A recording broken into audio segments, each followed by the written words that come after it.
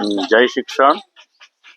મોણપર ગામના સૌ શિક્ષણ પ્રેમી અને મોણપર પ્રેમી જે જનતા છે એમને આજે એક સરસ મજાની એક નવી વાત જણાવવા માંગુ છું.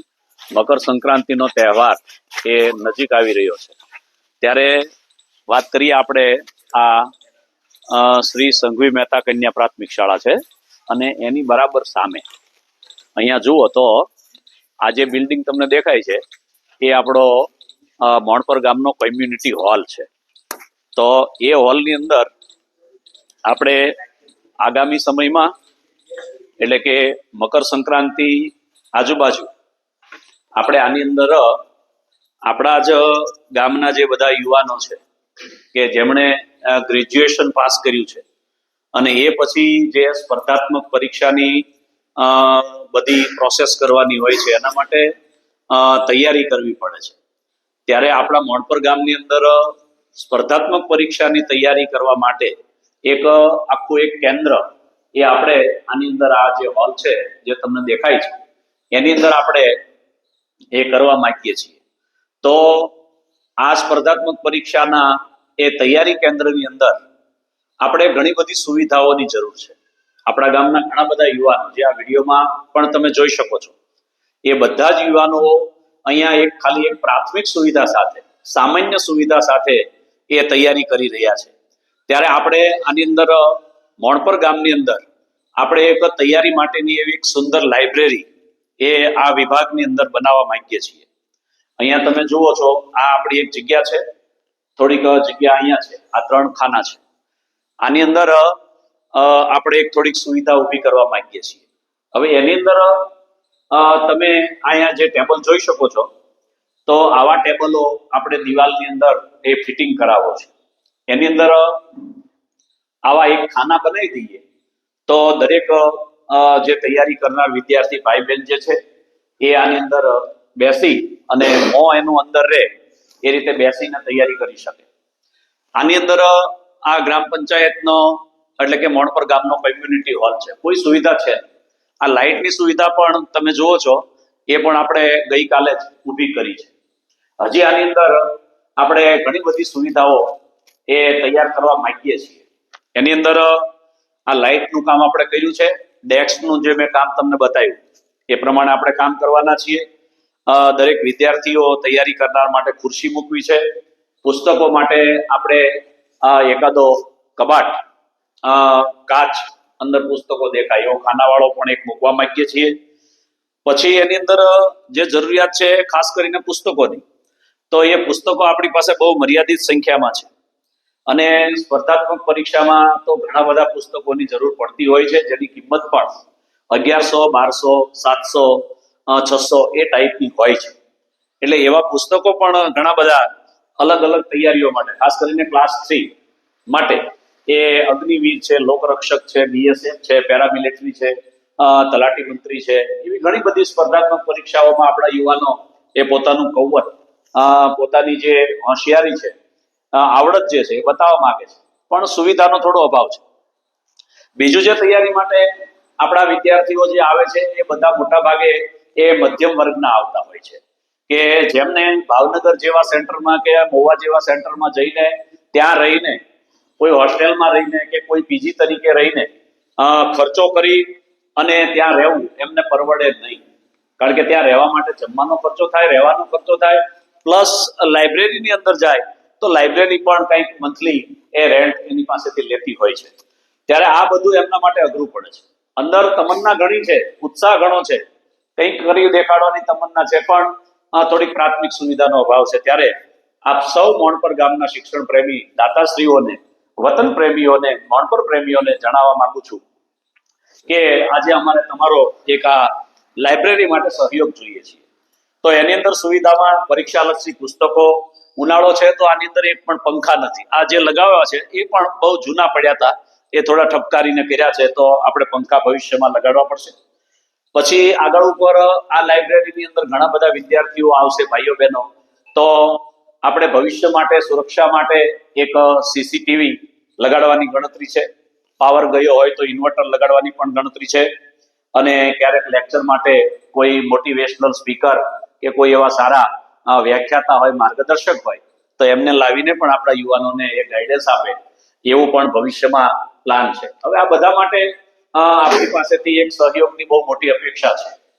તો એવો સહયોગ કરો એવી હું આપ સૌને એ વિનંતી કરું છું. અને આની અંદર આપ જેટલું કરશો એટલું ઓછું છે. આ બધી સુવિધાઓ ઊભી કરતા મેં તમને જે જણાવી એ મુજબ મને લાગે છે કે કદાચ 2 લાખ પ્લસ આની અંદર ખર્ચો થવા જાય.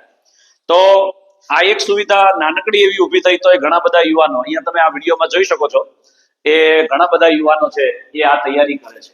એની અંદર આપણે ભાઈ મકવાણાભાઈ છે એ તો હાવ પ્રાથમિક સુવિધાની અંદર તૈયારી કરી, ઘરે તૈયારી કરીને અત્યારે પેરામિલિટરીની અંદર એ એમનું પોસ્ટિંગ મોટાભાગે ફાઇનલ જેવું છે.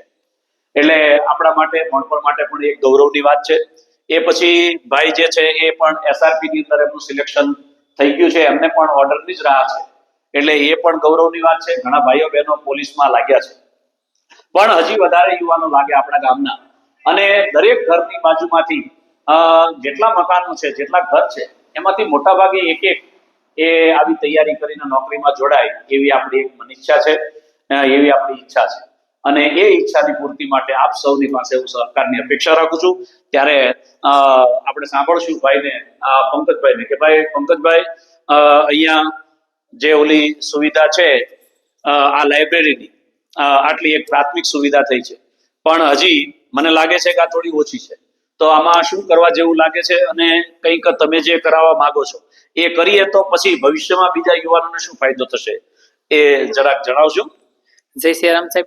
હવે તો પહેલા તો મોણપર ગામમાં ઘણા યુવાનો એવા છે કે જેને તૈયારી તો કરવી છે, પણ ઘરની પરિસ્થિતિ એવી હોય છે, એને જો બહાર જાય તો અત્યારે એને મહિને 7-8 હજાર રૂપિયા ખર્ચો લાગે, વધુ લાગે. એટલા બધા પરિસ્થિતિ પણ એટલી બધી ન હોય કે એને 1 મહિનામાં સિલેક્શન થવું ત્યારે બહુ મુશ્કેલ છે. કોમ્પિટિશન એટલું બધું છે ને કે એક વેકેન્સી માટે 200 જણાને, ક્યારેક 150 જણા, ક્યારેક એક વેકેન્સી સાથે 1000 જણા લડવાનું હોય છે. અચ્છા. એટલે વરહવરથી 2 વર્ષ જો તૈયારી કરવી પડે છે, તો પછી મોણપર ગામમાં જેવી સુવિધા થાય તો અમારે ખર્ચો ન લાગે. અને મોણપર ગામમાં જો દાતાશ્રી જાગે તો મોણપર ગામનું ભવિષ્ય સુધરે. અમે તો કદાચ ગમે એમ કરશું, જો અહીંયા સુવિધા કરશો તોય તે, નહીં કરો તોય તે, અમે તો કદાચ અમારી થોડી પરિસ્થિતિ એવી છે કે થોડા ઘણા પૈસા ઘરેથી કાઢી અને ગામ સુધી અહીંયા તો રીડિંગ કરવા આવી જાય છે. પણ જો બધાની પરિસ્થિતિ હરખી ન હોય, અને આપણા ગામમાંથી ઘણા એવા યુવાનોને મેં જોયા છે કે જેને પૈસાની કમીથી તૈયારી મેકી દીધી છે. અને અમુક લોકો તો તૈયારી કરવી હોય તો પણ ન થાય તેનાથી. બરાબર. અને અમુક એક બે માર ખાટું રહી જતા હોય, એને પણ તૈયારી મેકી દીધી. શું કામ? કે પૈસા નહીં હોય. એ બધું ફેમિલી પ્રોબ્લેમ થાય, બહાર જાય એટલે જમવાનું દે. જો મોણપર ગામમાં આવી સુવિધા થતી હોય તો 5 યુવાનો વાંચવા આવે, અને 5 યુવાનો જો ખાલી 2 સિલેક્શન થાય ને તો એ લાઇબ્રેરીનો આપણો હે ને ખર્ચો કર્યો એ લેખે લાગે. બરાબર. એટલે અમારો બધાનું એવું છે કે એક લાઇબ્રેરી મોણપર ગામમાં બની જાય તો યુવાનોને ઉત્સાહ જાગે. તો 5 વિદ્યાર્થી વાંચતા હશે ને તો 5 વિદ્યાર્થી કાલે આવશે, અને આવશે ને તો 5 મિનિટ વાંચશે, 5 મિનિટ વાંચશે ને લેખે જાય આપણે. બરાબર. એનું જોઈને બીજા આવશે. બાકી તમે ઘરે અમે રીડિંગ કરતા હોય તો અમે ઘરે 2 કલાક રીડિંગ કરીને તો પછી બહાર આટો મારવા જઈએ તો અમે અડધી કલાક આને બગાડી નાખવી. જો અહીંયા વાંચતા હોય ને તો અહીંયા 2 જણા વાંચતા હોય તો અમે બહાર જઈને તરત જ અંદર ગયા, બોલો વાંચે તો અમે વાંચી. બરાબર.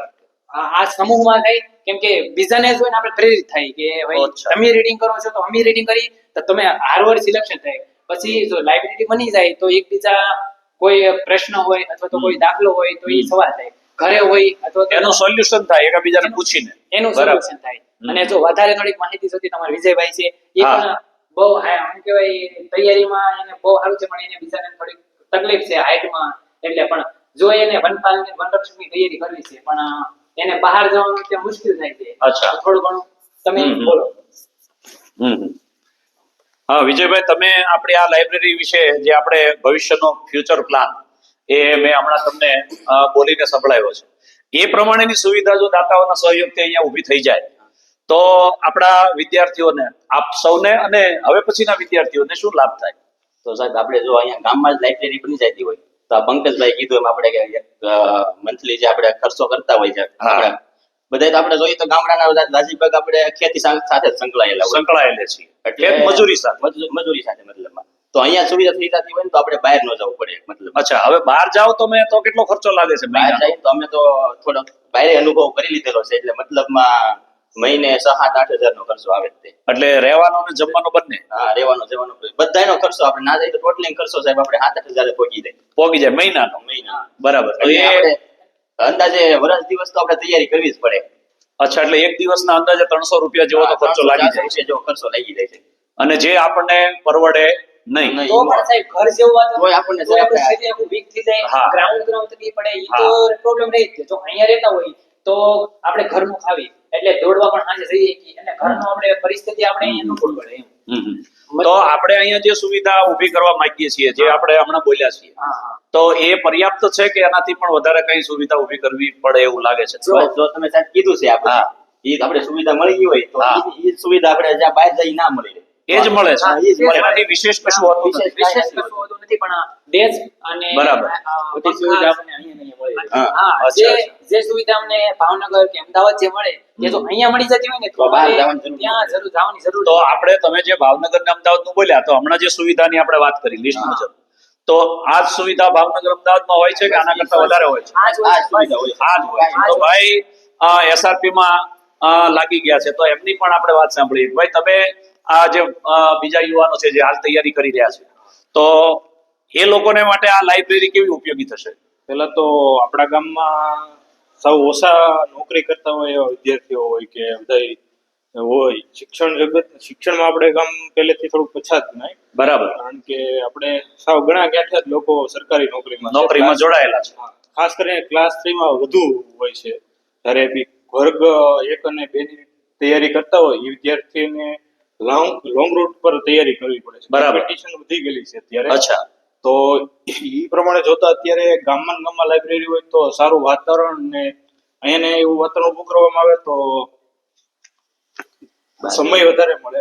બરાબર. વાંચવાનો સમય તમને વધારે સમય વધારે મળે અને ઘરનું ખાઈ શકાય અને ઘરના થોડા બીજા સાઈડમાં કામ પણ થઈ શકે અને કામ 8 થી 9 હજાર રૂપિયા જેવો ખર્ચો બચે. બચે છે. અને બરાબર. લોંગ રૂટ પર તૈયારી કરવી હોય તો આર્થિક રીતે આપણને વ્યવસ્થિત મળી શકે. હા, પરવડે. આપણે ભાઈ મકવાણાભાઈ છે એ પણ અત્યારે પેરામિલિટરીમાં એમનું સિલેક્શન મોટા ભાગે ફાઇનલ છે. 110 માર્ક એમને મળ્યા છે, એટલે કદાચ મોટા ભાગે એમનું સિલેક્શન ફાઇનલ છે. તો એમને જ આપણે પૂછીએ કે ભાઈ અહીંયા આપણે આવી એક લાઇબ્રેરીનું નિર્માણ કરવા જઈ રહ્યા છીએ દાતાશ્રીઓના સહયોગથી, તો આપનું શું કહેવું છે એના વિશે? સાહેબ, ગામમાં લાઇબ્રેરી બની જાય ને તો બીજા આપણે તો આ બધા તૈયારી કરતા જ હોય, પણ બીજા જે નાના છોકરાઓ છે એને પણ એક મોટિવેશન મળે, એને પણ એમ ખબર પડે કે આપણે કઈ દિશામાં જવું. એટલે ગામમાં આવી સુવિધા ઉપલબ્ધ થઈ જાય તો સારું છે. બરાબર. ગામમાં તો ઓછી છે, આપણે બધે તૈયારી કરવા વાળા પણ ઓછા છે, એટલે થોડાક એને પણ એમ જુસ્સો થાય કે નહીં આપણે એ ફિલ્ડમાં. અચ્છા, એટલે આવી લાઇબ્રેરી હોય તો તૈયારી કરનારની સંખ્યા છે એ વધશે એમ તમારું કહેવાનું છે ને? તૈયારી કરવાની સંખ્યા વધશે એટલે વધશે. આપોઆપ લાગશે જ તે બધે. બરાબર. સરસ. હવે કોઈને? હા, તો આ આપણે સૌના મંતવ્યો પણ સાંભળ્યા. તો સૌ દાતાશ્રીઓને મારી એક નમ્ર વિનંતી છે કે મોણપર ગામના આંગણે આજે આપણે એક લાઇબ્રેરી સ્વરૂપે કે ભાઈ સ્પર્ધાત્મક પરીક્ષા તૈયારી કેન્દ્ર એ નામનું આપણે એક કરવા જઈ રહ્યા છીએ. ત્યારે આપ સૌ દાતાઓને જે સુખી સંપન્ન છે અને જેમને શિક્ષણ પ્રત્યે પ્રેમ છે અને આપણા મોણપર ગામનું યુવાધન આગળ આવે, ક્લાસ 3 કે ક્લાસ 2 સુધી પહોંચે એવી અપેક્ષાઓ જે રાખી રહ્યા છે, તો એ અપેક્ષાની ફળશ્રુતિ માટે અમે આ કદમ ભરવા જઈ રહ્યા છીએ. ત્યારે હું આપ સૌને એ વિનંતી કરું છું કે મારે તમારો સહયોગ જોઈએ છીએ. આપ શ્રી ભાવના ચેરિટેબલ ટ્રસ્ટ એ અહીંયા આપણે એક ચાલે છે, એમની અંદર આપ 5000 કરતા વધારે રકમ આપવા માંગતા હો તો મારી પાસેથી એમનો એકાઉન્ટ નંબર આપ મેળવી લેજો. એનાથી ઓછી રકમ આપ આમાં જો આપવા માંગતા હો તો મારા ગૂગલ પે નંબર ઉપર એ આપ આ રકમ જમા કરાવી શકો છો. એમની યાદી પણ આપણે ભવિષ્યમાં મૂકીશું. એટલે ખર્ચો અંદાજે 2 લાખ આજુબાજુ થવા જાય છે. તો આપ સૌને ફરી વિનંતી, મકર સંક્રાંતિ જેવું પુણ્ય પર્વ આવી રહ્યું છે, ત્યારે આપ સૌ પાસે મારી અપેક્ષા છે કે આની અંદર અમને સહયોગ આપશો. જય શિક્ષણ. સૌ યુવાનો પણ આપ સૌને વિનંતી કરે છે કે સૌ સહકાર આપજો. ચાલો, આવજો.